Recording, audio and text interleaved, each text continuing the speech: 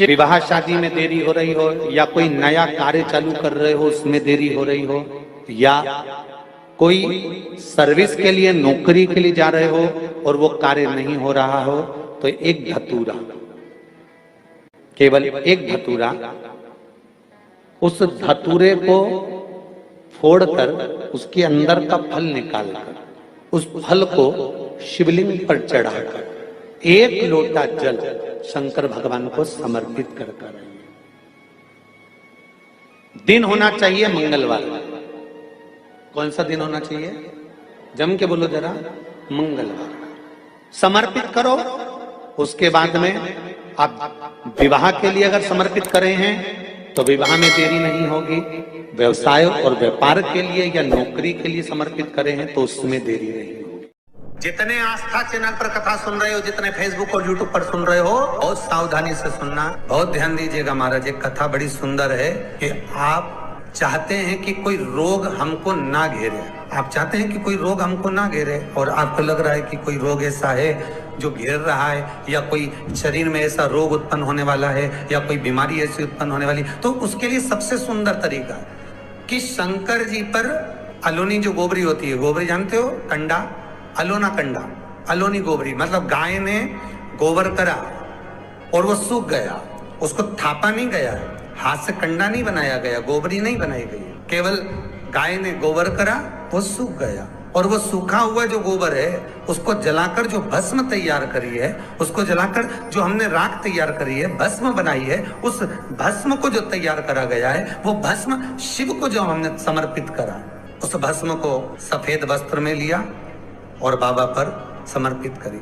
उसी भस्म को हम उठा कर लिया। और यदि आप भस्म नहीं चढ़ा सकते तो कभी विश्वनाथ जाएं तो वहां से भस्म लिया, कभी उज्जैनी जाएं तो वहां से भस्म लिया।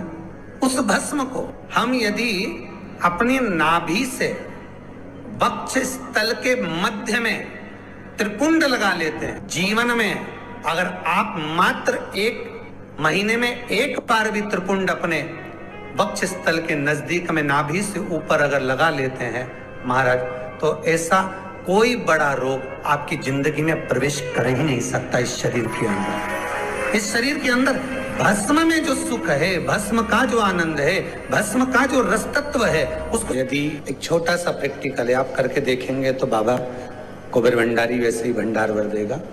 थोड़ा सा प्रयास, अगर आपके सबके घर में गंगा जल है तो एक प्रयास करके देखिएगा। कोई कार्य के लिए आप जा रहे हैं और वो कार्य अटक रहा है, नहीं हो रहा, बहुत प्रयास कर लिया आपने, बहुत दिन से लगे हुए हो कि ये काम होना ही चाहिए, ये काम बहुत जरूरी और होना ही चाहिए, नहीं हो रहा। एक कटोरी में गंगा का जल निकाल लीजिए, और कटोरी में गंगा का जल निकाल कर तुम्हारे घर में एक सिक्का पड़ा हो, 1 रुपया, 2 रुपया, 5 रुपया, कोई सा भी एक सिक्का पड़ा हो, जो भी सिक्का पड़ा हो, कुंदकेश्वर महादेव का नाम लेकर, जहां परिंदा होता है, पानी का मटका होता है, पितरों का स्थान होता है, हंडा भरते हो, मटका भरते हो, उसके पास में उस कटोरी को रखकर 1 का सिक्का, 2 का सिक्का, 5 का सिक्का, 10 का सिक्का, जो तुम्हारे पास सिक्का पड़ा हो, जो भी तुम्हारे पास पड़ा हो, वो सिक्के को हथेली में लेकर कुंदकेश्वर महादेव का नाम लेकर उस कटोरी में डाल दीजिए, और उस जल को नैनों से लगाकर आप काम के लिए निकल जाइए। वो काम आपका सफल होकर ही रहेगा, छूट नहीं सकता। गंगा के जल में वो बल होता है, और आप जो सिक्का डाल रहे हो वो ये समझ कर डालें कि कुंदकेश्वर महादेव को मैं गंगा में स्नान करने के लिए। हमारे यहाँ पहले हमने भी देखा, आपने भी देखा होगा, किसी जब बारिश नहीं होती है या कोई काम अटक जाता है, जब बारिश, तो क्या करते थे पहले के जमाने में कि मंदिर को पैक कर दे, उसमें पानी भर दे शंकर जी के ऊपर। आपने कई जगह देखा होगा, उसमें शिव जी को डुबा, तो किसके लिए डुबाते थे? कुंदकेश्वर महादेव के। ये नियम है कुंदकेश्वर महादेव का। ये कुंदकेश्वर महादेव को उस कटोरी में, उस बाटकी में सिक्के को, और फिर जब आपका काम हो जाए, आप जिससे मिलने गए हो, जिससे काम की बात करने गए और काम हो गया, तो वो जल ले जाकर सिक्के के साथ, सिक्का तो डालो मंदिर में, कहीं दान पेटी आदि में, और वो जल भगवान कुंदकेश्वर के नाम से शिव जी को समर्पित कर दो। बाबा से विनती करो, बहुत बहुत साधुवाद है बाबा, आपने मेरी लाज रख ली, तेरी कृपा बनी रहे, बस ये सुख मिलता।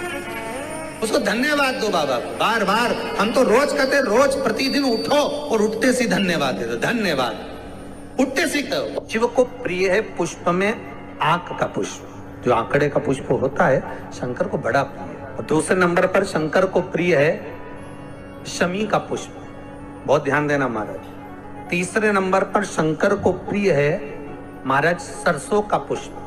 सरसों होती है ना, जो राई अपन बोते हैं, सरसों बोते हैं, उसमें पीले कलर का जो पुष्प लगता है। हमारा तो निवेदन रहता है जब तक सरसों आए तो प्रयास करा करो कि सरसों के 108 पुष्प शंकर भगवान पर चढ़ाना प्रारंभ कर दो। महाराज ये पक्का है कि वर्ष भर कोई बड़ी बीमारी आपको घेर नहीं सकती अगर सरसों के फूल शिव को चढ़ रहे हैं तो।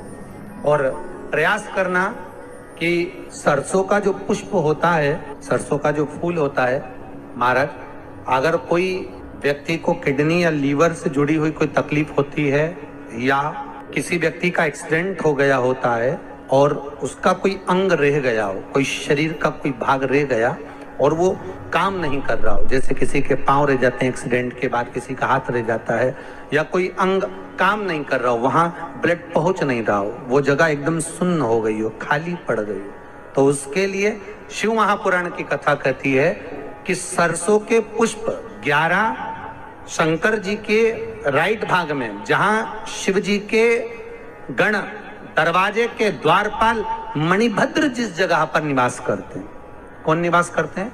मणिभद्र। शंकर जी के दरवाजे के द्वारपाल हैं मणिभद्र जी।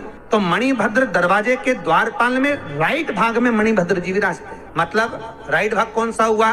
जब आप मंदिर से बाहर निकलेंगे तो राइट भाग, मंदिर में प्रवेश करेंगे जब राइट नहीं होना चाहिए, आप मंदिर से जब जाएं तो राइट भाग। मतलब आप मंदिर से राइट से जाएंगे तो शंकर जी का भी राइट हो जाएगा, क्योंकि शिव जी ऐसे बैठे हैं तो शंकर जी का भी राइट हो गया, देवता उनका भी राइट हो गया, तो राइट भाग सीधा हाथ मणिभद्र जी का स्थान। 11 सरसों के पुष्प मणिभद्र के उस द्वार पर आप रख दीजिए और मणिभद्र के द्वार पर रखकर अंदर जाकर 108 वापिस जब आप बाहर निकल रहे हैं, ये पुष्प आप रखने के बाद एक बार बाहर जाएंगे, फिर वापिस आएंगे मणिभद्र के रखने के बाद, और अंदर जाकर 108 सरसों के पुष्प शंकर को समर्पित करेंगे महाराज। उस सरसों के पुष्प जो शिव जी को आप समर्पित कर रहे हैं उसको वापिस लेकर आएंगे, श्री शिवाय नमस्तुभ्यम बोलकर उस सरसों के पुष्प को महाराज सरसों के तेल की बोतल में उसको डाल लीजिए।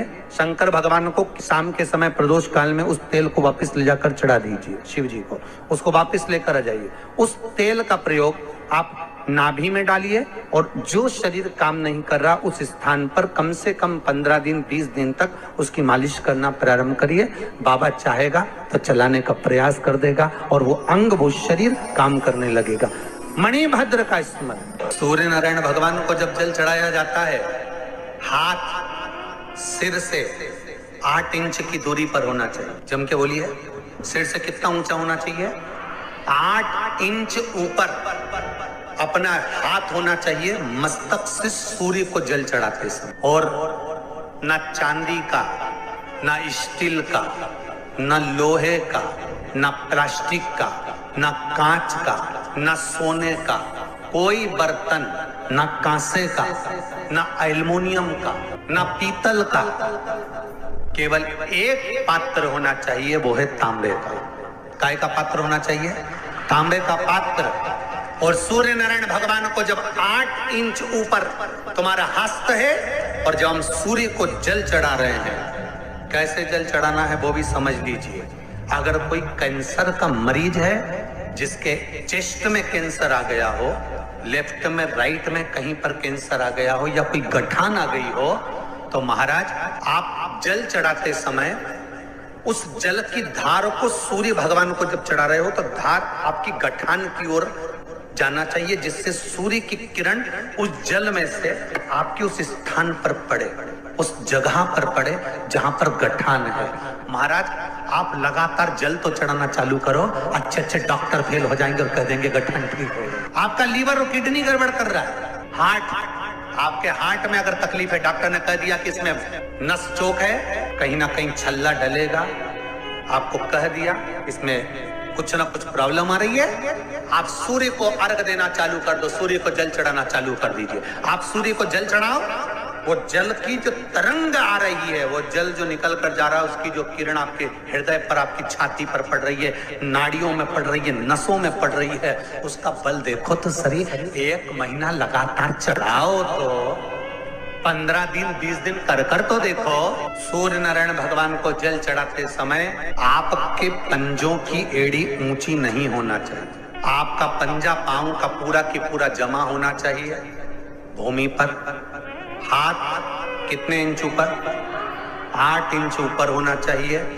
जल जो गिरे, सूर्य की किरण, सूर्य का दर्शन उस जल की रोशनी में करना चाहिए। जिस बच्चे को आंख में चश्मा लगा हो, मोटे से मोटा चश्मा लगा हो, छूट नहीं रहा हो, तो थोड़े दिन उसको सूर्य का अर्घ चढ़वाना चालू कर दो और जल में से सूर्य का दर्शन कराना चालू कर दो। 2 महीना 2.5 महीना बहुत है, आंख की रोशनी बढ़ जाएगी, चश्मा हट जाएगा। एक बात और कहना चाहूंगा, अगर आप लोग स्वीकार करेंगे तो, अगर कहीं आपको लगता हो कि बच्चा पढ़ने में कमजोर है, विद्या में कमजोर है, रिजल्ट अच्छा नहीं आ रहा, पढ़ने में कमजोर है, वो पढ़े अपनी जगह पढ़े, वो कार्य करे अपनी जगह करे, मेहनत करे अपनी जगह करे।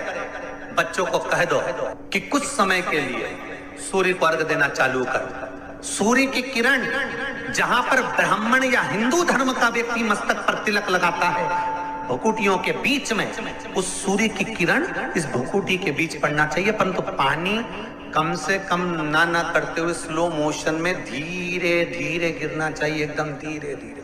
तो यहाँ एक रेखा सूर्य की किरण से पड़ती है। एक कौन सी सब्जी होती है जो पितृपक्ष में ब्राह्मण को भोजन कराते समय नहीं बनाई जाती?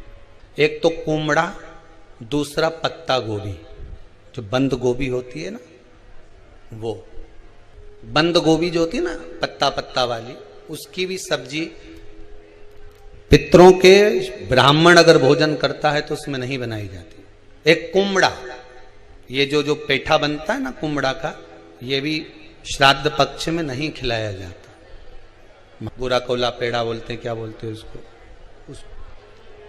श्राद्ध पक्ष में उसको भोजन में नहीं दिया जाता, ब्राह्मण के भोजन। श्री शिवाय नमस्तुभ्यम, सब बोलिए एक बार जमकर, श्री शिवाय नमस्तुभ्यम। प्रैक्टिकल जरूर करना, कहीं सीओर वाला महाराज झूठ तो नहीं बोल रहा। शास्त्रों की बातें हमारे जीवन में